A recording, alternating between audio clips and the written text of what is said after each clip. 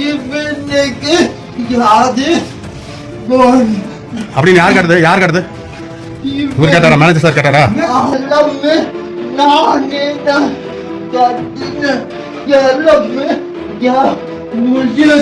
இந்த லோனோட மொத்த தொகையும் நானே தான் கட்டினேன், என்னோட முயற்சின்னு சொல்லி ரொம்ப கர்வமா சொல்றாருல்ல இந்த மாற்றுத்திறனாளியோட பெயர் தாமோதரன். இவருக்கு 25 வயசு தான் ஆகுது. இவர் வந்து கிருஷ்ணகிரி மாவட்டம் மத்தூரை சேர்ந்தவர். இவர் பாருங்க பிகாம் படிச்சு முடிச்சுட்டு சுயமா ஒரு தொழில் பண்ணிட்டு இருக்காப்ல. ஜிடி ஜெராக்ஸ்னு சொல்லி ஒரு கடை ஒன்று நடத்திட்டு இருக்காப்ல பஸ் ஸ்டாண்ட் பக்கத்துல. கடந்த 2020ஆம் ஆண்டு அந்த ஜெராக்ஸ் கடைக்கு ஜெராக்ஸ் மிஷின் இந்த மாதிரியான பொருட்கள் வாங்குறதுக்காண்டி ஒரு 1.5 லட்சம் ரூபாய் கடனா வாங்கியிருக்காரு இந்தியன் பேங்க்ல. அந்த லோன் அமௌண்ட்டுக்கான தவணையும் கேஷ் டெபாசிட்டா தவறாம பண்ணிட்டு இருந்திருக்காப்ல. சோ சமீபத்துல அந்த ஒரு 1.5 லட்சம் ரூபாய் லோனுக்கான மொத்த தொகையும் கட்டி முடிச்சிடறாப்ல. நம்ம எந்த மாதிரியான லோன் வாங்கினாலும், அதாவது housing loan, car loan, personal loan, எந்த மாதிரியான லோன் வாங்கினாலும் என்ஓசின்னு ஒன்று வாங்கணும். கடைசியா அந்த தவணையை கட்டி முடிச்சதுக்கு அப்புறம் தாமோதரன் அவர் வாங்கின அந்த 1.5 லட்சம் ரூபாய்க்கு இன்ட்ரெஸ்ட் எல்லாம் சேர்த்து மொத்தமா தவணையா கட்டி முடிச்சிட்டாப்ல. என்ஓசி வாங்குறதுக்காண்டி போயிருக்காப்ல அந்த இந்தியன் பேங்க். அந்த மத்தூர் இந்தியன் பேங்க்குக்கு போயிருக்காப்ல. அங்க போன உடனே அவர் வந்து மேனேஜரை பார்க்க சொல்லியிருக்காரு. அங்கே உள்ள வேலை பார்க்குற ஒருத்தவர். மேனேஜர் யாருன்னா அந்த இவர் தான், இவர் பேரு குணசேகர். அந்த மேனேஜர் ரூமுக்குள்ள தாமோதரன் போயிட்டு என்ஓசி கேட்டிருக்காப்ல. அதாவது இந்த மாதிரி நான் கடன் கட்டினேன், எனக்கு என்ஓசி கொடுங்க அப்படின்ற மாதிரி கேட்டதுக்கு, யாரா நீ,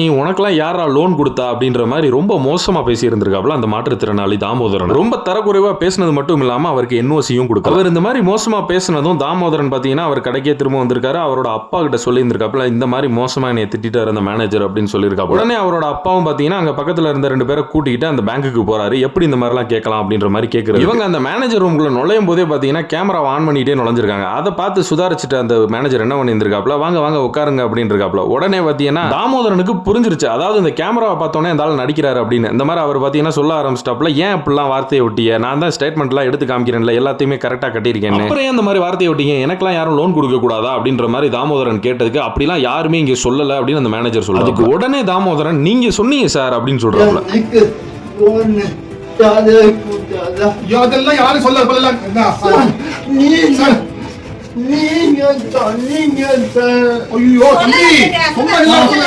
அந்த மேனேஜர் கடைசி வரை சொல்லவே இல்லைன்னு சொன்னதுனால அப்படிதான் சொன்னார் அப்படின்றத எப்படி நிரூபிக்கிறது தெரியாம ஒரு கட்டத்துல நான் தான் சார் போய் சொல்லிட்டேன், நீங்க சொல்லல அப்படின்னு சொல்லிட்டு தாமோதரன் கிளம்பிடுறாப்ல மனமுடைஞ்சு.